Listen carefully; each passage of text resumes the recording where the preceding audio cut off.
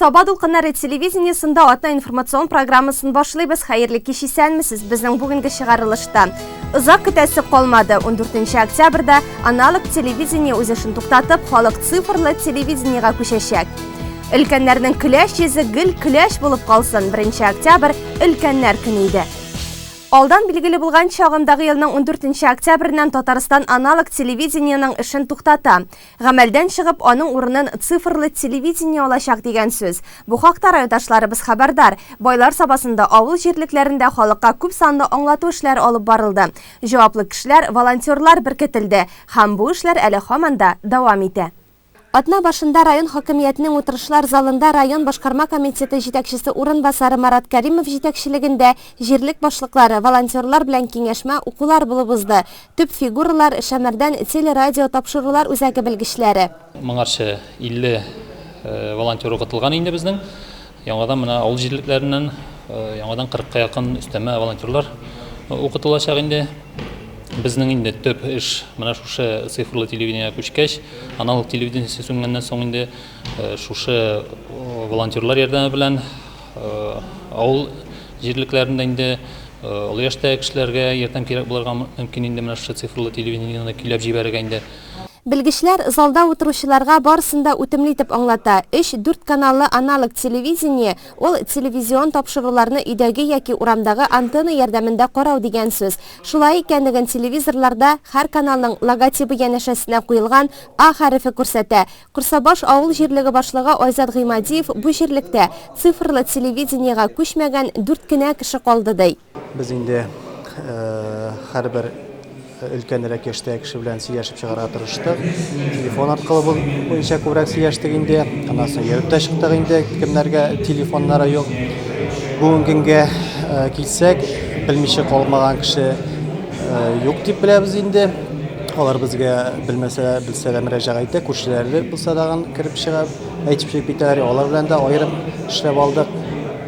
Күбрәк бит инде авыл җирлегенә килсәк, өлкән яшьтәге кешеләр безнең борчылучылар булды инде.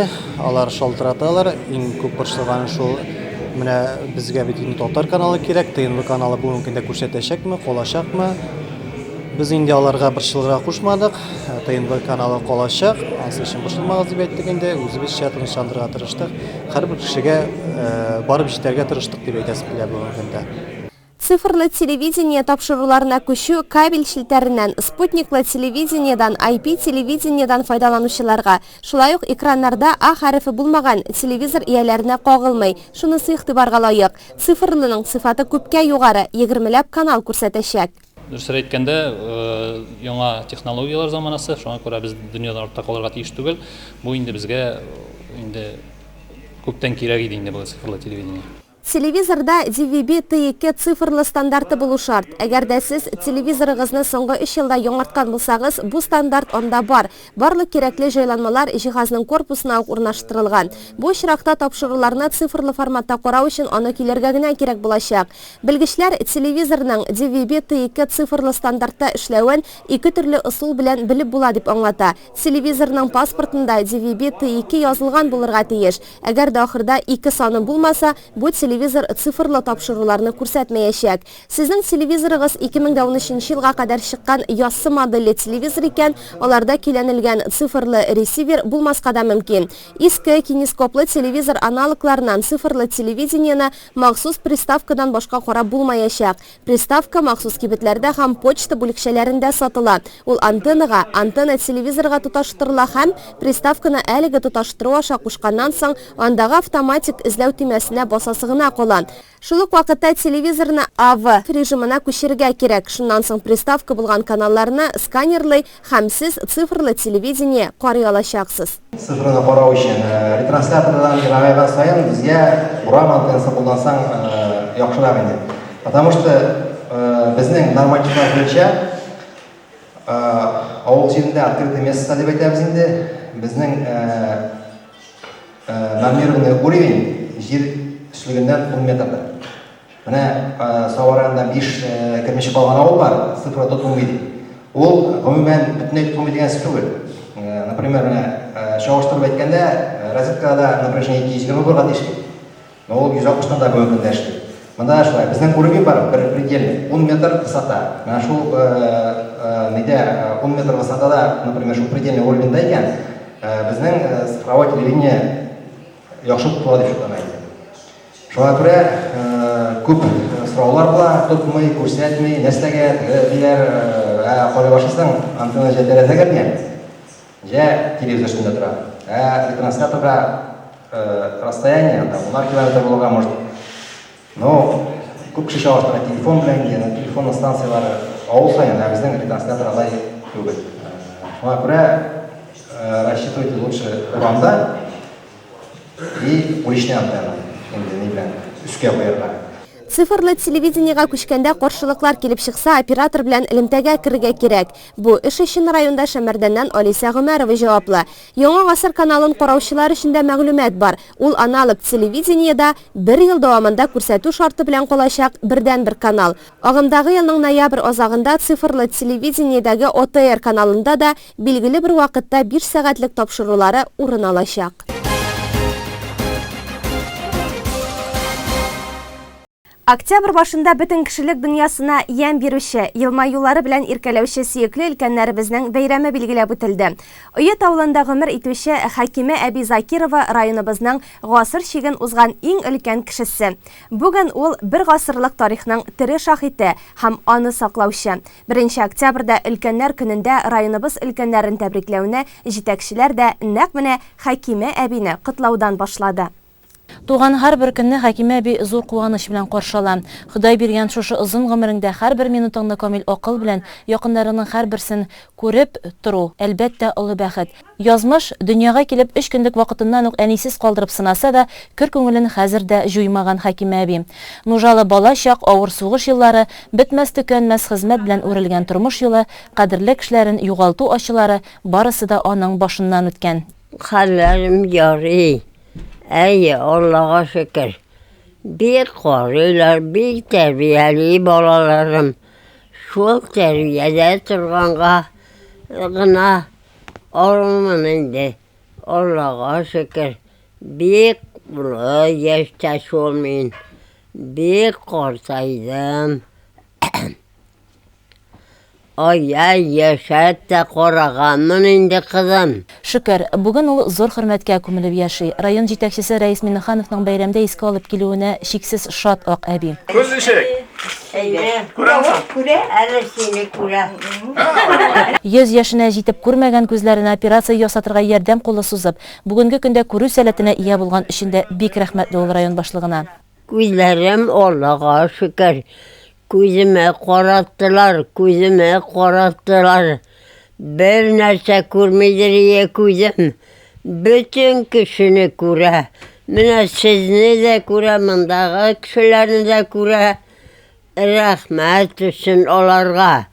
Минем күземә ачкан өчен Аллаһ Тәгалә зурласын аларны. Зур хисләр. Беренчедән инде менә шушы өлкәннәр көне белән өлкәннәребезне зурлау, аны бу бәйрәмдә генә түгел, көндәлек зурларга кирәк. Аларның шул зур тырышлыклары аркасында без шундый бүген көндә яхшы тормышта. Шул вакытта да инде менә без бүген көндә Аллаһка шөкер 103 яшь тутырабыз. Ул районыбызда өлкән ханым безнең һәм инде менә аның теләге дә бүген көндә беренчедән гаилә. Һәм инде балаларның игелеген күреп, аларның хәсрәтләрен күрмичә, шулай матур итеп яшәргә язсын. Һәр вакытны кешегә яхшылык теләргә кирәк. Яхшылык теләсәң икән, озын гомерле буласың дип ул безгә аңлата, элдерсен дә шулай да. Инде теләгем бөтен өлкәннәребезне шушы бәйрәм белән тәбрикләп китәргә рөхсәт итегез. Һәм инде озын гомерле булырга язсын, булганны игелеген күреп матур итеп яшәргә язсын. Рәхмәт аларга. Тормыш иптәше Шәмсү Мөхәммәд абый белән бер ул һәм 6 кыз тәрбияләп үстерәләр. Гаилә башлыгы да, улы Хәбир дә вафатлар инде. Өлкән кызы Гөлфира апага исә быел 80 яшь тула. Бер түбә астында яшәүче һәм бүгенгәчә үзен тәрбия итеп торучы кызы Зулхабир апа да 70 яшен каршыла. Олы яшьтә булсалар да, әни һаман да кирәк әле ди ул. Әни бик сабыр булды, эшчән булды, уңган булды инде шул. Рик бит инде эш күп булган, эшләгән инде, балалар күп булган бит инде. Әти тракторда эшләгән, кайтып кермәгән инде, малында үзе караган. Ярый әби белән бабай булган инде без яшь якта. Шул Алланың рәхмәте яусын, Рәис Миннехановка үзләрен ачты. Менә ул сукайып, бер кешене күрмичә утырыр әле. Оныкшыкларын күрә аласызмы? Әйе, аналарны күрә. Аны китереп, әби менә безнең нибез дип үптерәләр, күрсәтәләр. Утырып ашыйнар, шайтыр инде, үз устылы белән ашый. Аллага шөкер, яшь улы бит инде. Картайгач бер-без дә берничә алмыйбыз инде, безнең җигәр битте бит инде. Әни сине үткәннәр көне белән котлыйм, саулык, сәламәтлек белән. Икәү бергә диген шушы йортның игелеген күреп сен сау яшәргә язсын. Бәйрәм тәбрикләүләрен бу көнне Хәкимә әби авыл җирлеге башлыгы Алмаз Гарипов, хуҗалык җитәкчесе Илфат Мөхәммәдовтан да кабул итте. 6 кызы, онык-оныкчыклары, оныкчык балалары бүген аның олы байлыгы. Яшьлегендә михнәтләрне күп күргән, кичергән Хәкимә әбине Ходай картлыгын менә шулай рәхәт һәм хөрмәтле тормыш белән бүләкли. Ак әби якыннары өчен генә түгел, авылдашлары өчен дә мөхтәрәм, кадерле зат. Гаилә ныклыгын, бердәмлеген саклап, 50 ел бергә мәхәббәт һәм аңлашу белән яшәгән парлар һәрвакыт күңелдә хөрмәт һәм соклану уята. Алтын туй, озак еллар бергә яшәгән парларның бәрәкәтле хезмәт белән яуланган җимеше ул. Быел районыбызда 30 пар үзләренең алтын туйларын билгеләп үтәләр. Ә Илвина ресторанында узган бәйрәм кичәбездә аларның 26-сы катнашты. Гаилә төзү җиңел, ә менә аны саклап калу бик күп көч, акыл һәм сабырлык таләп итә. Шуңа да алтын туй озак еллар бергә яшәгән парларның тынгысыз хезмәт җимеше. 50-60 ел иңгә иң терәшеп, озак еллар тату гомер кичергән парларга сокланмый мөмкин түгел. Районыбызда 18-нче мәртәбә алтын, бриллиант туйларын билгеләп үткән күркәм парларны тәбрикләү тантанасы үтте. Рөхсәт сезне өлкәннәр көне белән тәбрикләп китәргә. Инде шушы өлкәннәр көненә сезнең зур хезмәтләрегез, матур тормышларыгыз безнең киләчәк буынга һәрвакытны сездән өйрәнеп, сездән күреп, шушындай матур тормышта без яшибез. Ул сезнең дөрестән дә тырышлыгыгыз. Ömür буе тырышып, инде тормышлай бара инде ул көн сайын ничектер зарланабыз. Инде артка әйләнеп, бүгенгене карасаң, ул үзгәрешләр бик күп. Ул сезнең тырышлыкларыгыз. Инде бүген бу олы бәйрәмдә безнең бергә матур итеп 50 ел тормыш итү үзе бер зур гомер һәм инде әйтәсем килә бәхет. Менә бергә сез тату итеп шушы көнгә килеп җитү. Инде менә 19 елны безнең сезнең 50 ел бергә матур итеп яшәүләрегез.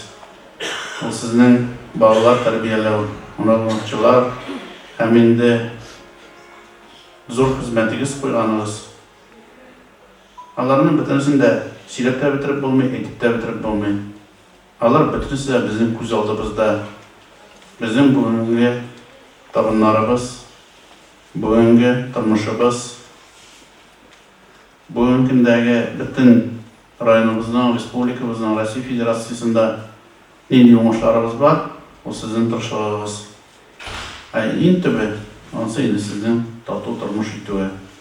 Дөрес, гаиләдә төрлесе буладыр. Сез сабыр булганыгыз, тату булганыгыз, һәм инде менә 50 ел кулга-кул тышып ömür иткәнегез, һәм инде киләчәктә дә аннан ким булмыйча яшәргә язсын иде. Сезгә озын гомер, нинди хыялларыгыз бар, бөтенсе тормышка ашсын, һәм нинди яхшылыкларыгыз бар, әйләнеп кайтсын. Тормышта төрлесе бар, начарлыгы да булгандыр. Алар инде Ходай сезгә җавапны кайтармасын. Шуның өчен сезгә ак бәхет, матур итеп киләчәктә дә шулай матур итеп яшәргә язсын. Һәм инде киләчәк буынга сез һәрвакытны дәрәҗәле бабай, әби һәм инде балалар өчен әтияни шулай язсын да. Рәхәтен күреп яшәргә язсын. Рәхмәт сезгә бик зур. Бөтенесе өчен. Бу көнне гаиләләр адресына бик күп җылы сүзләр әйтелде. Теләкләр мәркәзебез Казаннан килгән кунаклар тарафыннан да яңгырады. Дорогие ветераны, представители нашего старшего поколения, сегодня мы выражаем искреннюю любовь и безграничное уважение нашим ветеранам войны и труда, наставникам и старшим товарищам. Благодарим их за терпение, сердечность, умение дать мудрый совет и поддержать в трудную минуту. Работая или находясь на заслуженном отдыхе, вы даете нам важнейшие уроки жизни, добра и справедливости.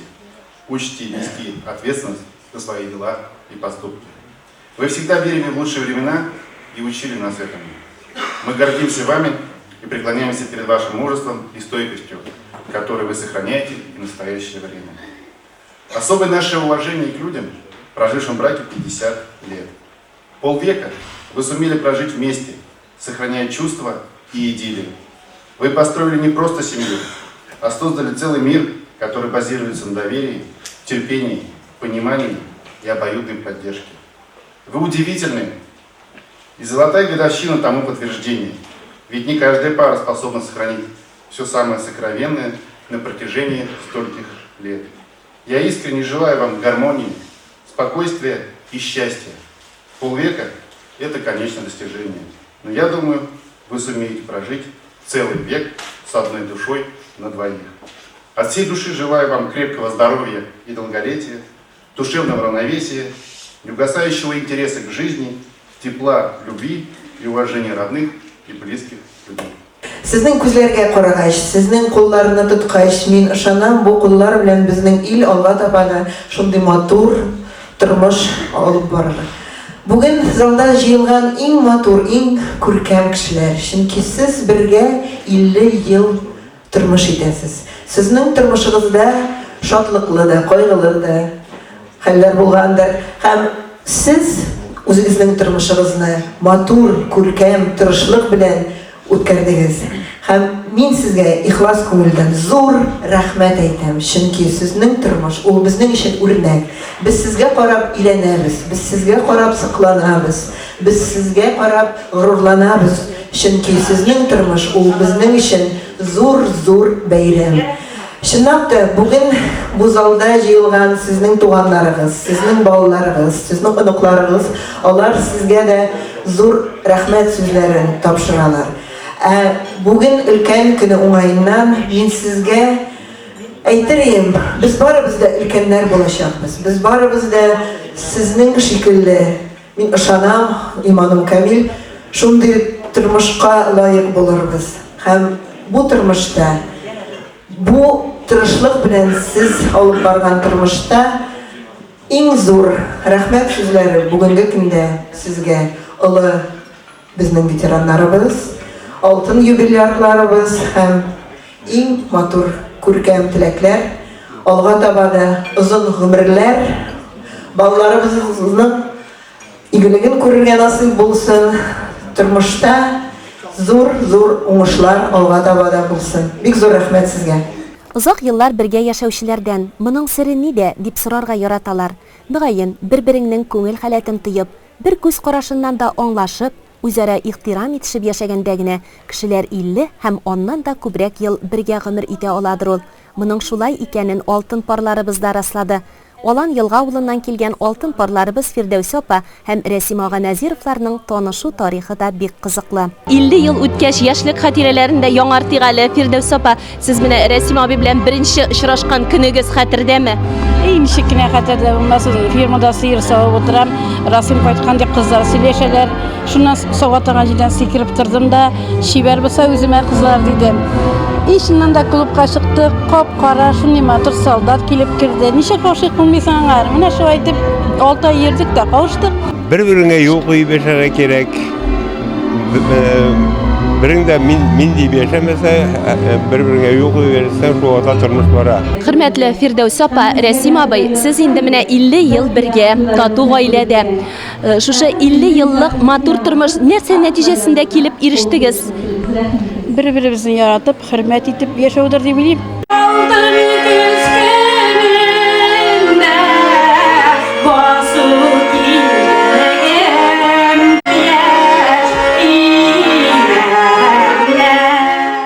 Аларның бергә уздырган 50 ел гомерләрендә барысы да булган. Шатлыгы да, кайгысы да, авырлыклары да, бәйрәмнәре дә. Булар барысы да узган, онытылган.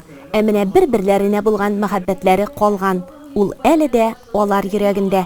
Улы Кибәше авылыннан килгән алтын парларыбыз Розалия апа һәм Хәмид ага Шайриковлар 3 бала тәрбияләп үстергәннәр. Бүгенге көндә 7 оныклары, 2 оныкчыклары бар. Бик күңелле яшәдек инде без.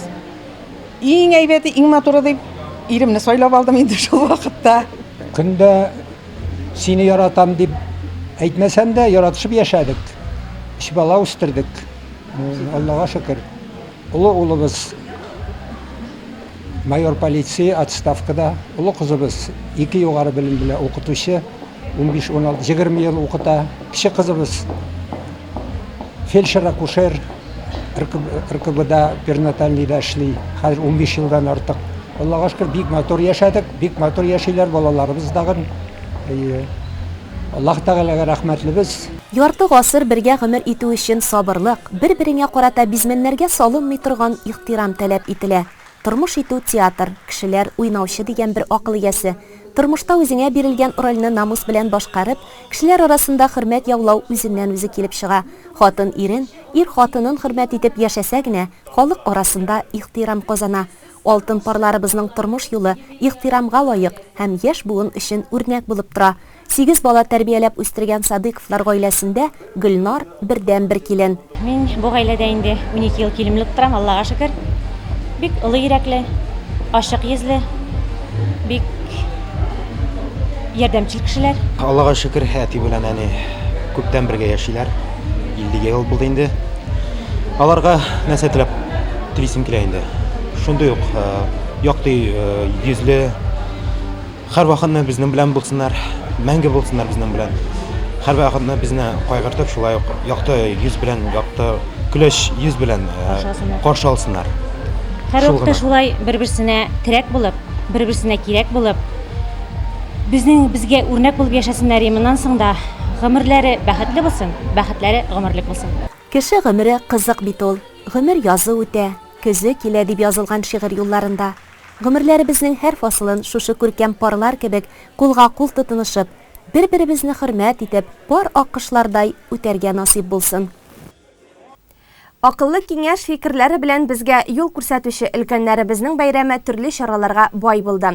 Аларны тәбрикләү, бүләк, күчтәнәчләр өләшү, төрле чаралар, концертлар оештырылды. Безнең чираттагы сюжет Лесхоз картлар һәм инвалидлар йорты һәм Шәмәрдәндәге балкыш тернәкләндерү үзәгеннән әзерләнде. Лесхоз картлар һәм инвалидлар йортында да елдагыча өлкәннәребез өчен бәйрәм чарасы оештырылган иде. Аларны район башкарма комитеты җитәкчесе урынбасары Марат Кәримов, районның ветераннар советы рәисе Расих Сабиров, төрле җирлек башлыклары һәм башка рәсми затлар тәбрикләде. Лесхоз мәдәният йорты хезмәткәрләре үзешчән башкаручылар кеше белән күңелле концерт программасы әзерләнгән. Төрле район, авыллардан килгән өлкәннәребез менә шулай биредә бер гаилә булып гомер кичерә. Хәниф абый Улы Кибәше авылыннан монда 2013 елдан бирле гомер кичерә. Хатыны белән аерылган, 2 баласы да җитте. Хәлен белергә авылдашлар гына килеп йөри икән. Үзем теләп килдем. Ничегрәк монда сезгә шартлар? Зарлана кутуы. Ягындан 6 ел тула менә 6 ноябрьнең 25-ендә. Гаиләгез булдымы, Хәниф? Бары. Хатыныгыз? Айрыштык. Бу йортта барлыгы 88 кеше яши, 79-ы бушлай урын белән тәэмин ителгән, 9-ы түләүле шартларда. Хезмәткәрләр һәрберсенең холкын яхшы белеп, үзенчә якын килергә, ярдәм итеп, күңел яраларын төзәтергә тырыша. Статистикага килгәндә, безнең 24%, то есть 21 кеше безнең Сабар районыннан туры килә. Калганнары инде безнең 17 тирәян, юн районнардан, күрше тирә районнардан туры киләләр. Өлкәннәр 10 көнлеге кысаларында берәр вәкил һәр районнан, авыл җирлегеннән килеп үз якташын тәбрик итә. Бу елдан-елга сакланып килүче традиция. Биредә иң күп кеше Сабар районыннан, Балтач, Теләче районы кешеләре дә шактый. Фарис Абдуллин мәсәлән, Балык бистәсеннән килеп урнаштым ди. Балык бистәсе районы Искар авылыннан. Ничек килеп эләктегез сез монда? Монда шундый авыр хәл булды инде, безнең иләрдә кеше калмады. Мәҗбүр булдым монда килгәннәре. Гаиләгез булмадымы әллә? Юк, вообще өйләнмәдем, тормышым юк минем. Булмады. Әти-әниегез? Әти дә, әни дә күптән үлделәр инде. Тормыш юлында төрле авырлыкларга дучар булган өлкәннәребез бүгенге көнгә уңайлы тормыш шартларына куанып бетә алмый. Тормышлары да күңелсез түгел. Илья Патыев шахмат, шашка, теннис белән дә шөгыльләнәм ди. Мен монда 2015 елның 12 февралендә килеп яттым. 14 елда менә шулай случайно аягым как раз не обязательно аны сөйләргә наверное. Аяксыз калдым да менә көз көне октябрьдә менә шулай монда килеп яттым андарым. Шушы җирдә. Шулай бик әйбәт инде. Төрле мероприятиягә җөрибез. Менә бүген генә барып районга барып шашка турнирында жарышында булып кайттым, менә кайтып калып калдым әле. Ютып киткән идем менә. Менә җөрибез. Менә районнарга барабыз инде. Башка төрләрдә тенниска җыри башладык менә районга. Тенниска җөрибез менә атнага 3 көн шунда барып уйнап кайтабыз. Үзебезгә инде приятно. Үзебезгә увлечение. Шара күңелле үтте, әзерләнгән бүләкләр дә тапшырылды. Бәйрәм ияләре яшьлек елларын искә төшереп, һәр чыгышны алкышларга күмде. Лесхоз картлар һәм инвалидлар йортыннан соң җитәкчеләр Шәмәрдәндә эшләүче балкыш тернәкләндерү үзәгендә булып, биредә ял итүчеләрне дә бәйрәмнәре белән котлады. Сезнең барыгызда мен тәскилат лаеклы кешеләрдер ди.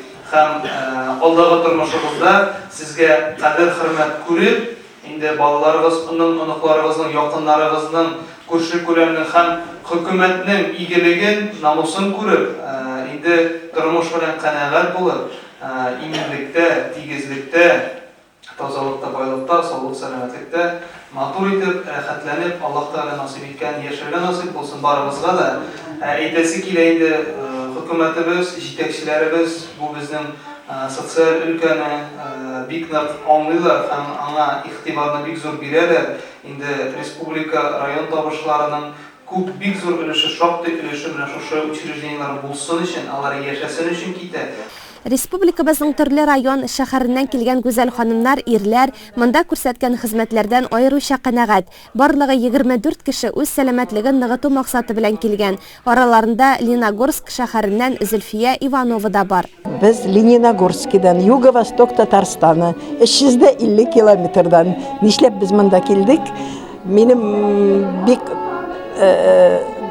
дус хатыным монда уже бер 3-4 тапкыр ял итте. Ул миңа бик мактады. Шул мактаганга мен әйтәм, мин дә барып кайтым әле Шымарданда. Бу якларда мин булганым юк иде. Шуңа күрә без монда килдек. Галия Байгузинаның Шәмәрдәнгә беренче тапкыр гына килүе түгел. Моңарчы Надежда сәламәтләндерү үзәгендә булган. Мондагы чисталык, хезмәткәрләрнең ачык йөзе, Шәмәрдәннең матур табигаты үзенә гашыйк итте дип сөйли. Мин 2016-2017 елларда монда Надежда геронтологик центрында лечение алганым. Мин шун электән үк беләдер, монда балкышның тернәкләнү үзәгенең центрының бик яхшы икәнен электән үк. Былтыр гына киләлмәдем мин. Менә шуның өчен быел алдан үк язылып килдем инде. Шәмәрдән халкының да бик кунакчыллыгын беләдер инде. Монда мин Шәмәрдән бистәсенең кайда ничек икәнен бик яхшы беләм. Мин бик яратам бу Шәмәрдәнгә килергә.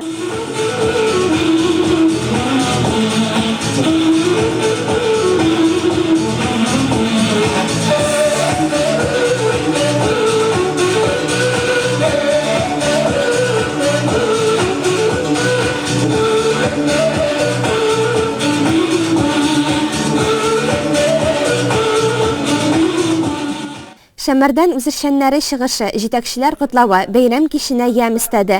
Балкышлылар физик яктан гына түгел, рухи яктан да ял итте. Бүгенге көндә аларны тернәкләндерү өчен күп төрле процедуралар каралган. Кул массажы, сызланган урыннарга парафин ягу, электр һәм физкультура белән дәвалау курслары, аякларга гидромассаж ванналарны, аннары төз бүлмәсе, Скандинавия йөреше и кедр мичкәсе һәм заманча җиһазландырган тренажер залы. Лаеклы ялны да мәгънәле, файдалы, кызыклы итеп уздырырга мөмкин. Моның өчен хәзер барлык шартлар да тудырылган. Әлеге тернәкләндерү үзәге киләчәктә дә ял итүчеләрне күпләп кабул итәр дип ышанабыз. Бәйрәм уңайыннан Дулкын радиосы да зур эш алып бара. Районның кайгырту фондына игъанә җыю максатыннан радиомарафон уздыра. Эфирда берничә сәгать дәвамында район оешма предприятие җитәкчеләре чыгыш ясады.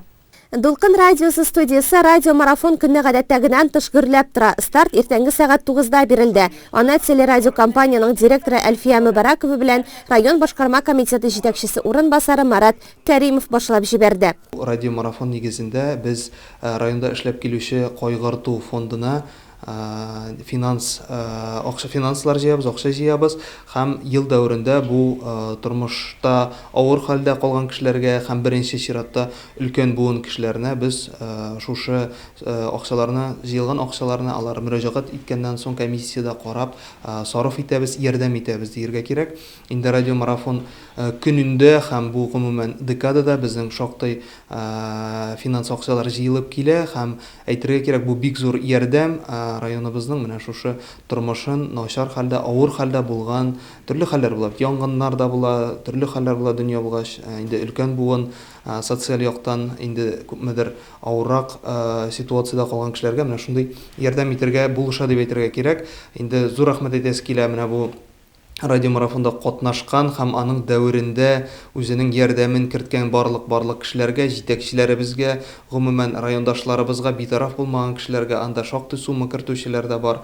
Инде бер-беребезгә шулай булышып, бер-беребезне аңлап, инде хөкүмәт кенә барыбер бөтенесен булдырып бетерә алмый, инде күршеләребез, туганнарыбыз, дусларыбыз, райондашларыбыз авыр хәлдә калып, менә шушы ярдәмне алучы кешеләр, алар барысы да бу ярдәм бирүче кешеләргә рәхмәтле һәм инде савабы булыр. Ходай ягыннан да һәм гомумән тормыш булгач, ул инде энергетика бар, инде савабы әйләнеп кайтыр дигән өметтә калабыз. Фондка өлеш кертүне оешма җитәкчеләре, эшмәкәрләр үзләренең бурычы дип саный дисәк тә ялгыш булмас. Чөнки шул рәвешле алар авыр хәлдә калган кешеләргә ярдәм кулы сузып игелекле гамәл кыла. Халыкны социаль яклау идарәсе өлкәннәребез белән тыгыз элемтәдә торучы оешмаларның берсе. Балкыш халыкка социаль ярдәм күрсәтү үзәге дә өлкәннәребез тормышында мөһим роль уйный. Игътибарга мохтаҗ әби-бабайларыбыз социаль хезмәткәргә мөрәҗәгать итеп аларның ярдәмен тыя ала. Балкыш халыкка социаль хезмәт күрсәтү үзәге анда безнең ике бүлекчә эшли, шуның бер бүлекчәсе гаиләләр белән һәм балалар белән эшләсә, икенчесе инде төп безнең өлкәннәр белән эшли торган бүлекчә. Анда бүгенге көндә 32 социаль хезмәткәр, бер шәфкать туташы, 157 кешегә хезмәт күрсәтәләр. Бу әлбәттә инде күпчелек очракта ялгыз калган, авыр хәлдә калган өлкәннәребез, ниндидер ярдәмгә мохтаҗ булганнар турында сүз бара.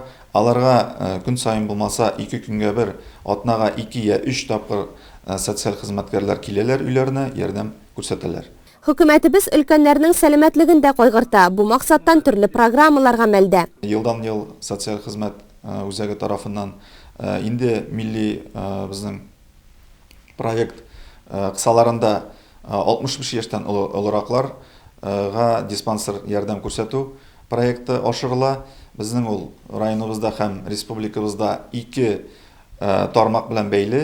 Бу сәламәтлек саклау тармагы һәм безнең социаль ярдәм күрсәтү, социаль хезмәт күрсәтү тармагы.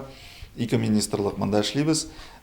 Без инде менә сентябрь аенда 275 кешегә диспансер ярдәм күрсәттек. Моңа безнең рәхмәт хөкүмәтебезгә. Аларга махсус машина булдырылды. Lada Largus куб дип атала.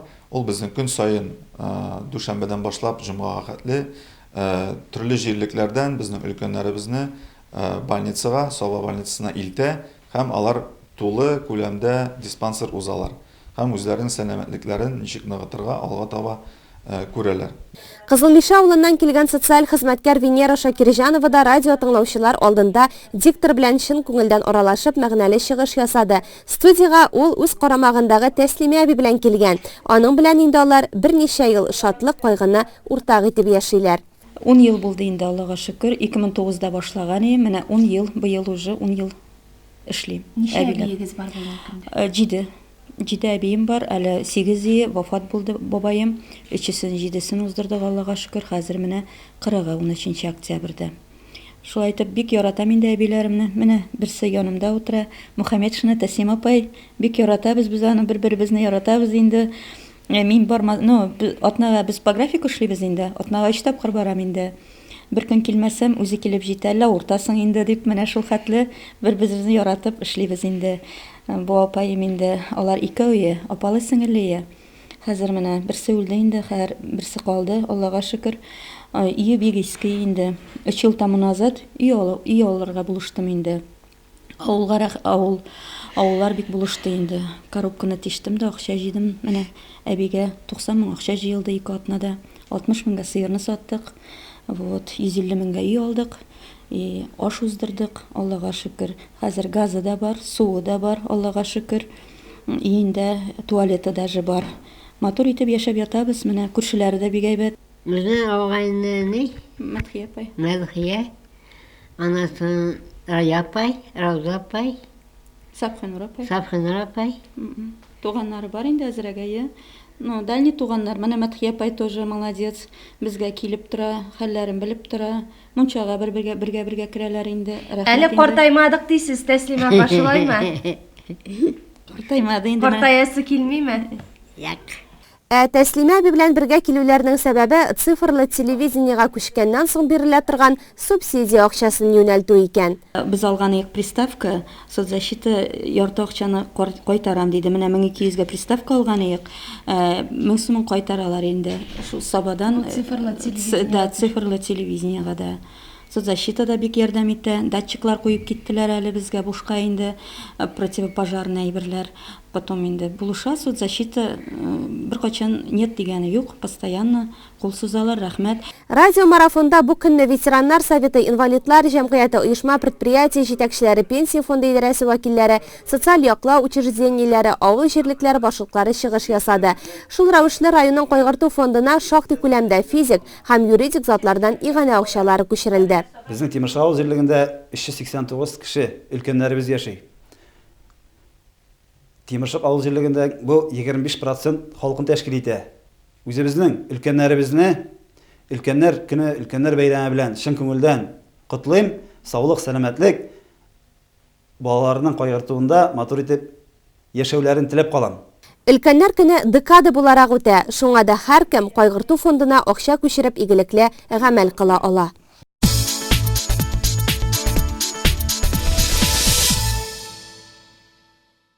Халыкара өлкәннәр көнендә районыбызда республика спорт ветераннары да кунак булды. Гөлназ Гатауллина сюжетына күз салыйк.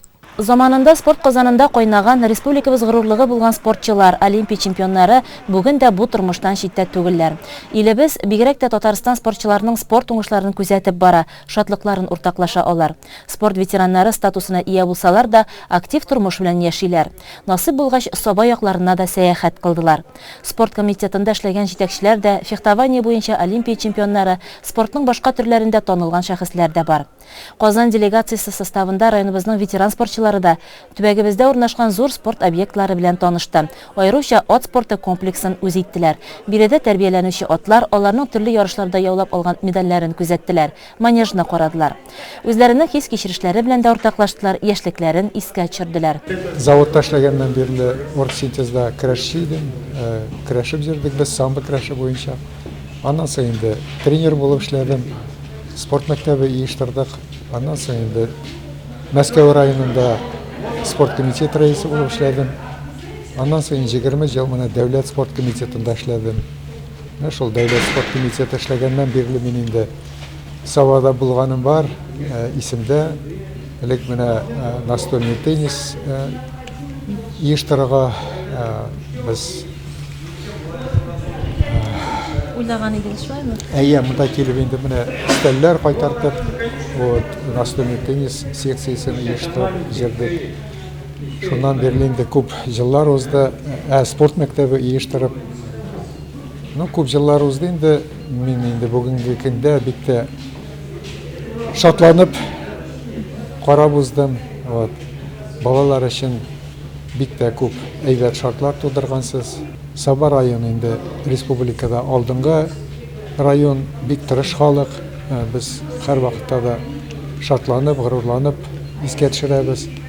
Киләчәктә дә уңышлар Саба районында. Все, что мы сегодня посетили, для меня, в общем-то, составило очень большое впечатление. Почему? Потому что для развития детей, для здорового образа жизни, для отдыха трудящихся, которые здесь проживают, все есть. Это очень здорово. хорошая экология, прекрасный лес. Посмотрите, вот мы сейчас прошли по местам лесным. Я думаю, что ваше проживающее население очень довольны и счастливы, что они живут непосредственно вот в этом районе. Ну и другое мне хочется сказать, что чтобы воспользоваться всем этим, конечно, нужно большое время. Я думаю, что те, кто здесь проживает, будут находить время для такого прекрасного отдыха. Когда мы начинали только заниматься фехтованием, в условиях те, которые сейчас вот мы увидели, мы их и не видели. Вот. Поэтому вот это, наверное, самое дорогое богатство, которое человек приобретает, живя вот в таких вот условиях. Ну и хочется поздравить ваше население с Днем пожилого человека, пожелать всем здоровья, чтобы все были здоровы и пользовались непосредственно вот этими услугами, которые нам предоставило наше руководство. Ветераннар булсалар да араларында бүген дә әле хезмәт эшчәнлеген дәвам итүчеләр бар. Нойлә Гыйләҗеваны өлкән буын кешесе бүген дә хәтерли торгандыр. 1976 елда ул Монреальдә узган җәйге Олимпия уеннарында чемпион исемен яулый. 7 тапкыр дөнья чемпионы титулына ия. Хәзерге вакытта да тренерлык эше белән шөгыльләнә. Район, безусловно, впечатляет. Я радуюсь тому объекту, арена Сабы, бассейн, вот этот ледовый дворец. Мы побывали в музее. Вы знаете, я могу только радоваться, что сейчас это все и есть. Я просто вспоминаю, когда мы начинали заниматься спортом, 26 квадратных метров, был зал маленький, он был холодный, в углу стояла буржуйка, которую нам сначала надо подогреть. Да, надо было подогреть, а потом только можно заниматься. Инвентаря ничего не было. Вот. Сейчас я могу только радоваться. Я работаю тренером, да, отвечаю за юниоров, кадетов и взрослых, за Республику Татарстан. Наш коллега здесь, в Сабах, с сентября месяца работает тренером. Вот. Возраст, это разный возраст. И вот нас пригласили, чтобы здесь было развивалось фехтование. Спасибо, что мы вообще здесь есть, что сегодня вот день как бы ветеранов. И очень приятно. Спасибо вам за приглашение, в первую очередь. Вот, порадовались за вас. Спасибо. Районыбыз ветеран спортчылары да һәр даим үтүче ярышларда актив катнаша. Республика күләм бәйгеләрдә дә сынатмыйлар. Гел хәрәкәттә булу аларга йөрәкләре белән мәңге яшь калырга мөмкинлек бирә. Бу үзе сәламәтлеккә туры юл. Шәмәрдән бистәсендә өлкәннәр 10 көнлеге кысаларында уздырылучы «А-ну-ка, бабушки» спорт күңел ачу чарасын авылларның актив, яхшы физик әзерлекле әби апалары көтеп ала. Бу елда ул шаулап, җиңүгә булган зур өметләр белән узды. Бу залдагыларны һич кенә дә әбиләр дип әйтеп булмый. Барысы да яшь кызлар сыман биеп кенә тора. Чарага ныклап әзерләнеп, җиңү максаты белән килгәннәр. Бүгенге бәйгегә бик шатланып килдек. Бүген безнең бәйрәм көн. Без һич тә икеләмичә җиңәбез дип килдек. Без әле яшьләр, бер дә яшьләрдән калышмыйбыз. Барыбызга да уңышлар телим. Дуслык белән җиңәргә язсын. Лайыклы ялга чыкканчы Тимершык авыл җирлеге башлыгы булып эшләгән Нуршат Вафина һаман да балкып тора. «А-ну-ка, бабушки» да алар командасы да яхшы әзерлеге шәп костюмнары белән аерылып торды. Бүген өлкәннәр көне, безнең көн дип әйтим инде, бик матур көн. Без бүген бәхетле өлкәннәр, менә бүген монда Шәмәрдәнгә спорт ярышына чакырдылар. Без сине, хәрәкәттә бәрәкәт дип ашкынып мендек. Алла безгә җиңеп кайтырга язсын. Шул бүген бу ел бит инде һөнәрчеләр елы. Без инде тематиканы шулай дип сайладык. Һөнәрчеләр, төрле профессия кешеләре менә шундый тематика белән мендек. Юлбатны җитезләр Тимершык авылын һөнәрчеләр командасы тәкъдим итә. Шәмәрдән, Пүкәл һәм Сабабаш авылы командалары бер төсле яшь йөрәкләр исемен сайлаган. Без 10 кеше килдек. Беренче мәртәбә катнашабыз. Бик дулкынланабыз. Ничегрәк әзерләндегез әлеге чарага? Тырыштык инде, ничек чыгармын, белмибез. Бүген сезне нинди сынаулар көтәсен беләсезме? Юк, белмибез, бер нәрсә дә белмибез.